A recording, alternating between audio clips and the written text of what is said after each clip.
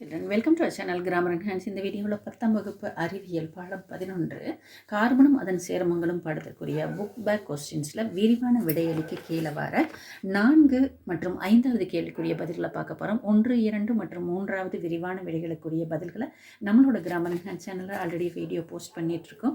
எல்லா பாடங்களுக்குமான 1 mark 2 mark maximum பாடங்களுக்குமான டீட்டெயில் கொஸ்டின்ஸ் நம்மளோட கிராமர் என்ஹான்ஸ் சேனலில் ஆல்ரெடி போஸ்ட் பண்ணியிருக்கிறோம். வீடியோவை பார்த்து பயன்பெறுங்க. இப்போ இந்த வீடியோவில் 4வது கேள்வி பார்க்கலாம். 4வது கேள்வியில் 4 சப்டிவிஷன் இருக்குது. கீழ்கண்ட வினையில் சமன் செய்யப்பட்ட சமன்பாடை நம்மளை எழுதணும். சமன் செய்யப்பட்ட சமன்பாடை நான் பின்னாடி விளக்க சொல்கிறேன். ஃபஸ்ட்டு 2 கொஸ்டின் வந்து எத்தனாயிக் அமிலத்தில் 162வது பக்கம் இருக்குது.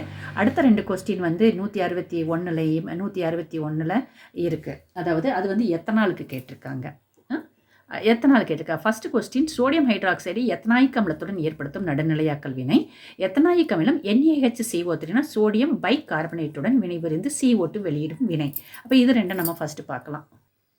162வது பக்கம் இருக்கிற ஆன்சர்மா என்ன சொல்கிறாங்கன்னா, இது வந்து அதாவது 6ல் 4வது கொஸ்டினில் ஆ கொஸ்டினை காரத்துடன் வினைனா நீ அந்த சோடியம் ஹைட்ராக்சைடுடன் வினை. எத்தனாயிக் அமிலம் சோடியம் ஹைட்ராக்சைடுடன் வினைபுரிந்து சோடியம் எத்தனாயேட்டையும் நீரையும் தருகிறது. அப்படி சொல்லும் பொழுது உங்களுக்கு வந்து விளக்கம்லாம் கேட்கல, ஈக்குவேஷன் மட்டும் கேட்டிருக்காங்க. அதனால் நீங்கள் என்ன பண்ணலான்னா அந்த ஈக்குவேஷனை மட்டும் கூட நீங்கள் எழுதிக்கலாம். எழுதும் பொழுது இன்னொரு பாயிண்ட் நான் உங்களுக்கு சொல்கிறேன் நான். அப்போ என்னென்னா, எத்தனாயிக் அமிலம்னா CH3COOH அது தெரிஞ்சிருக்கணும். சோடியம் ஹைட்ராக்சைடுனா NaOHன்னு உனக்கு தெரிஞ்சிருக்கணும். என்ன ஆகுதுனாடா, இந்த ஹெச்சும் இந்த OHச்சும் போயிடுது. போன பின்னாடி இங்கே CH3COOவா இந்த மிச்சம் இருக்கிற Na இங்கே வந்துடுது. இந்த ஹெச்சும் OHச்சும் சேர்ந்து H2வா போயிடுது. ஈஸி தானே. இப்படியே நம்ம விடக்கூடாது. இப்படியே விட்டோம்னா தப்பாயிரும். அப்போ நீங்கள் என்ன பண்ணணும்னா இந்த இடத்துல இதை வந்து எத்தனாயிக் அமிலம் இது வந்து சோடியம் ஹைட்ராக்சைடு. நான் எழுதுறது புரியலைன்னா நீங்கள் எழுதிக்கிங்க. எத்தனாயிக் அமிலம் சோடியம் ஹைட்ராக்சைடு. இதுக்கு பேர் என்னென்னா சோடியம் எத்தனோயேட். இதுக்கு பேர் என்னது? சோடியம் எத்தனோயேட். அவ்வளோதான். இது நீர். பேர் எழுதிக்கணும். வந்து ஒரு இதில் பேர் எழுதிக்கணும். பேர் எழுதலைன்னா அதுக்கு வந்து கம்மியாக தான் மார்க் கொடுப்பாங்க. அடுத்தது அதே மாதிரி நம்ம ஈக்குவேஷன் மட்டும் எழுதிக்கலாம். இப்போ என்னென்னா இந்த இது கேட்டிருக்காங்க. ஏன்னா என்னென்னு தெரிஞ்சுட்டு போகலாம். இப்போ இதெல்லாம் நான் அடிச்சிட்டேன். சோடியம் கார்பனேட்டுடன்கிறதெல்லாம் அடிச்சிட்டேன். சோடியம் பைகார்பனேட்டு இங்கிருந்து எத்தனாயிக் அமிலம் இங்கிருந்து இப்படி போடுறேன் நான். எத்தனாயிக் அமிலம் வீரியம் குறைந்த காரமான சோடியம் பைகார்பனேட்டுடன் வினைபுரிந்து நுரைத்து பொங்குதல் மூலம் கார்பன் டை ஆக்சைடு வாயுவை எடுக்கிற ஒரு டெஸ்ட் டியூப்பில் நீங்கள் கொஞ்சம் எத்தனாயிக் அமிலம் எடுத்துகிட்டு கொஞ்சம் சோடியம் பைகார்பனேட் போட்டோன்னா அப்படியே பொங்கி வரும். அந்த வெளியில் வர கேஸ் கிட்ட ஒரு தீக்குச்சி கொண்டு போய் நிறுத்தினீங்கன்னா தீக்குச்சி வந்து அணைஞ்சு போயிடும். தீக்குச்சி அணைஞ்சு போயிடுதுன்னு சொல்லி சொன்னால் அது வெளிவர வாயு கார்பன் டை ஆக்சைடு. ஏன்னா கார்பன் டை ஆக்சைடு தானே எளிதலுக்கு துணை புரியாது. அப்போ நம்மளுக்கு இதுதான் மெயின். என்ன மெயின்? இந்த ஈக்குவேஷன் வராது. இங்கே டிக் பண்ணிக்கல. இந்த ஈக்குவேஷன் CH3COOHங்கிறது எத்தனாயிக் அமிலம். NaHCO3ங்கிறது என்னது? அவங்க கேட்ட சோடியம் பைகார்பனேட். அவங்க என்ன கேட்டிருந்தாங்க? NaHCO3 எவ்வாறு வினைபுரிகிறதுன்னு தானே கேட்டாங்க. அப்போ CH3COONaங்கிறது என்னன்னு கேட்டீங்கன்னு சொல்லி சொன்னோம்னா வந்து என்னென்னா CH3COONa வந்துடுது. அப்போ இதுக்கு என்ன பேர்? நிறைத்து பொங்குதல் முறையில் போட்டு இதே கேட்கல. சோடியம் பைகார்பனேட்டுடன் வினை புரிந்து இது வந்து என்ன சொல்லலாம்னா வந்து சோடியம் அசிட்டேட். அப்போ இது CO2 ஏன் மேல் நோக்கி அம்புக்குறி போட்டிருக்காங்கன்னா கார்பன் டை ஆக்சைடு வாயு கூட வாட்டரும் உருவாகுது அப்படின்னு சொல்லி. இந்த CO2 தனியாக வெளியில் வந்துடும். முதல்ல சொன்ன மாதிரிக்கு இந்த OHச்சும் இந்த ஹெச்சும் போயிடும். இங்கே இருக்கிற CH3COO இந்த Na இந்த OH இந்த ஹெச் கூட சேர்ந்து H2வா போயிடுது. இந்த CO2 வந்து இப்போ இதை என்ன ஆகுதுன்னு கேட்டிங்கன்னா வந்து இந்த இங்கே ஒரு CO2 போயிடுச்சுன்னா இன்னும் ஒரு O இருக்குமா, அந்த O தான் இது. அப்போ நான் உனக்கு தனியாக எழுதி காமிக்கிற ஈக்குவேஷன் எழுதும் பொழுது நீங்கள் என்ன பண்ணணும்னா, இப்போ கீழே இருக்கிற ஈக்குவேஷனை ஃபஸ்ட்டு சொல்லட்டுமா? CH3COOH எத்தனாயிக் அமிலமானது காரமான NaOHுடன் வினைபுரிந்து எப்படி சொன்னால் இந்த இதுவுமே இது போயிடுது இல்லையா. அப்போ போன வரைக்கும் இங்கே என்ன இருக்குது? CH3COO இருக்குது. இந்த Na இருக்கும். இந்த ஹெச்சும் OHச்சும் சேர்ந்து என்னவா வந்துடுது? H2O. நான் உங்களுக்கு என்ன சொன்னேன் நான், இதை வந்து நீங்கள் எத்தனாயிக் அமிலம் இதை வந்து சோடியம்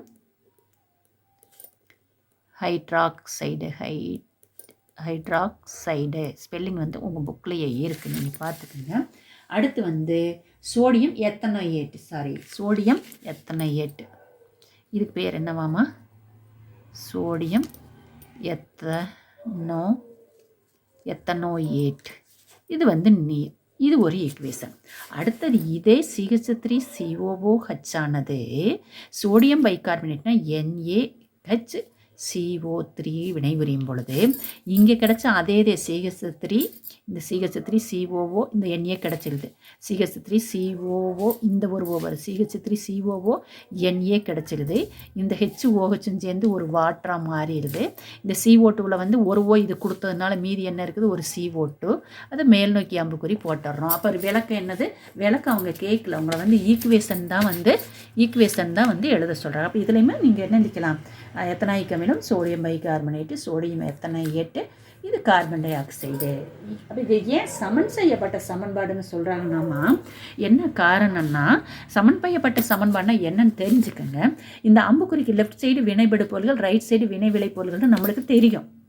அதாவது இடது பக்கம் இருக்கிறது வலது பக்கம் இருக்கிற தனிமங்களுடைய எண்ணிக்கை சமமாக இருக்குது. இங்கே ஒரு சி இருக்கா, இங்கே ஒரு சி இருக்குது, 2 சி. அப்போ 1 1 2 சி. ஹெச் 3 1 4 1 5. அப்போ இங்கே வந்து 3 3 2 5 சரியாக போச்சு. ஓ வந்து இங்கே ஒரு 2 ஓ இருக்குது, இங்கே ஒரு 3 ஓ இருக்குது, 5 ஓ. அப்போ இங்கே ஒரு 2 ஓ, இங்கே ஒரு 3 4, இங்கே ஒரு 2 என்ன ஆயிடுச்சு 5. அப்போ சமக்குறிக்கு அம்புக்குறிக்கு இருபுறமும் உள்ள தனிமங்களுடைய எண்ணிக்கை சமமாக இருக்கிற சமன்பாட்டுக்கு பேர் தான் என்னது, சமன் செய்யப்பட்ட சமன்பாடு. அடுத்த கேள்வி உங்களை எதை வச்சு கேட்டிருந்தாங்கன்னா எத்தனாலை வச்சு கேட்டிருந்தாங்க. அதுக்குரிய ஆன்சர்ஸ் வந்து எத்தனாலுக்குரிய ஆன்சர்ஸ் வந்து இந்த பக்கம் வந்து இருக்குது. அதாவது 161வது பக்கத்தில் இருக்குது. 161வது பக்கத்தில் ஃபஸ்ட்டு கொஸ்டின் என்ன கேட்டிருந்தாங்கன்னா எத்தனால் வந்து இங்கே கேட்டிருக்காங்க.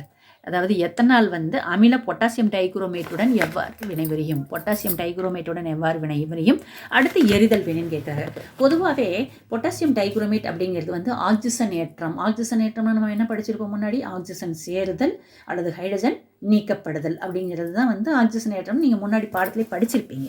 அப்போ எத்தனால இவங்க வந்து மறுபடியும் என்னது, உங்களுக்கு வந்து இந்த கதையெல்லாம் வேண்டாம், ஈக்குவேஷன் மட்டும் கேட்குறாங்க. நான் தான் உங்களுக்கு எக்ஸ்ட்ரா சொல்லிட்டு இருக்கிறேன், ஈக்குவேஷன் மட்டும் எழுதுனா போதும்.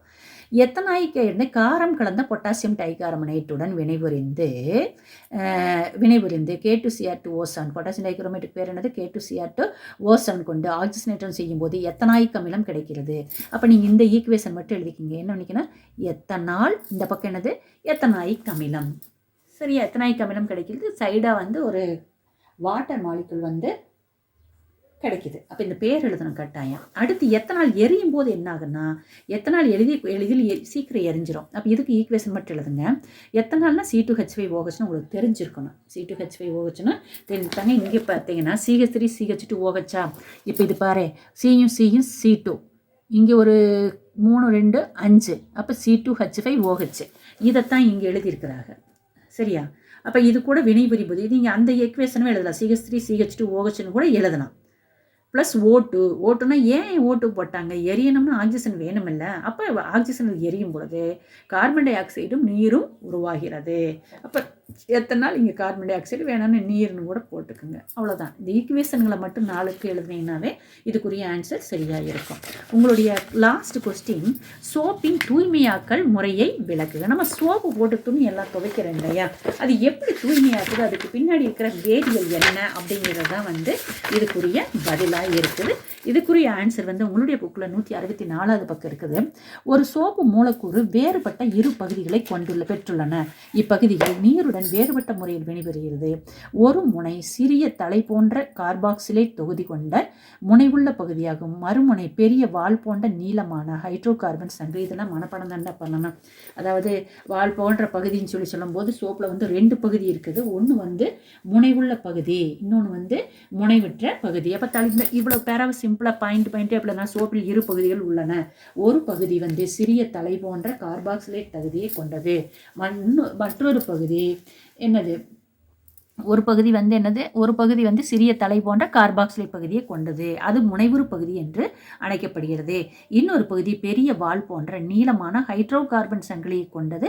அது முனைவற்ற பகுதின்னு சொல்லலாம். இதை இன்னும் பிரேக் பண்ணி என்ன நினைக்கலாம், சோப்பில் 2 பகுதிகள் உள்ளன. ஒன்று முனைவுள்ள பகுதி, இன்னொன்று முனைவில்லாத பகுதி. முனைவுள்ள பகுதியில் வந்து இந்த கார்பாக்சிலேட் தொகுதி உள்ளது. முனைவற்ற பகுதியில் வந்து என்ன சொல்லலாம், ஹைட்ரோ கார்பன் சங்கிலி உள்ளது அப்படின்னு நம்ம பிரித்து உடச்சி எழுதலாம். ஒன்றும் தப்பு கிடையாது. படமெல்லாம் வேண்டாம். வேண்டாம். இப்போ முனைவுள்ள பகுதி நீர் விரும்பும் பகுதியாக செயல்படுகிறது. முனைவுள்ள பகுதி என்னது? நீர் விரும்பும் பகுதியாக செயல்பட்டு நீருடன் ஒட்டிக்கொள்கிறது. இதே முனைவற்ற பகுதி நீரை வெறுக்கும் பகுதியாக செயல்பட்டு ஆடையில் உள்ள அழுக்கு மற்றும் எண்ணெயாக யோசிச்சு பாருங்க. நம்ம சோப்பு போடுறோம், அந்த முனைவுள்ள பகுதி என்ன பண்ணுதுன்னு சொல்லி சொன்னோம்னா நீர் கூட சேர்ந்து நீர் விரும்பும், அதனால நீர் கூட சேர்ந்துக்குது. முனைவற்ற பகுதி என்ன பண்ணுது? அதுக்கு நீர் வெறுக்கும், அதனால அது துணியில் இருக்கிற அழுக்கு கூட அழுக்கு எண்ணெயோட ஒட்டிக்குது. அப்போ நீரை வெறுக்கும் பகுதி என்ன பண்ணுன்னா அந்த அழுக்கெல்லாம் எடுத்து தனக்குள்ள அடக்கி வச்சிருக்கும். அடக்கி ரெடியாக வச்சிருக்கும் போது எதில் தான் இருக்குது? அந்த சோப்பு தண்ணியில் தான் இருக்குது, இழுத்து வச்சிருக்குது. அப்போ அந்த நீரை விரும்பும் பகுதி என்ன பண்ணுன்னா மொத்த மூலக்குறையை நீட்டாக நீரில் கரைய வச்சிருது.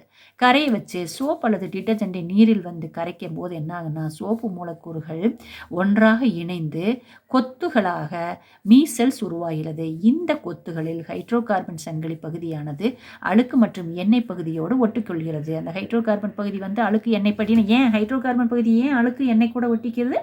அது நீர் வெறுக்கும் பகுதி, அதனால அழுக்கு எண்ணெய் கூட ஒட்டிக்குது. இவ்வாறாக சோப்பின் முனைவுற்ற பகுதியை அழுக்கை சுற்றி வச்சுக்குது. அழுக்க பூரா சுற்றி வச்சுக்கிட்டுன்னா சோப்பில் அந்த கார்பாக்சிலேட் தொகுதி என்ன பண்ணா அப்படியே கொத்த நீரில் அந்த அழுக்கு கரையை செஞ்சுடுது. அதனால் அழுக்கு சோப்பினால் நீக்கப்படுகிறதுன்னு சொல்லிக்கிறாங்க. படம் கீழே அழுக்கு துணின்னு போட்டிருக்கிறாங்க, சோப்பு மூலக்கூறு உள்ளே போட்டுறாங்க, சோப்பு கரைசல்லாம் போட்டுடுறாங்க. போட்டுட்டு இங்கே என்ன சொல்கிறாங்க? நீர் விரும்பும் பகுதி போட்டிருக்காங்க. நீர் விரும்பும் பகுதிக்கு தான் என்ன சொன்னாங்கன்னு கேட்டீங்கன்னா சிறிய தலை போன்ற ஒரு பகுதின்னு சொல்லிக்கிறாங்க. நீர் வெறுக்கும் வால் பகுதிங்கிறது இந்த மாதிரி வால் மாதிரி இருக்குது. அப்போ நீர் விரும்பும் பகுதி சுற்றியில் உள்ளே இருந்துக்குது.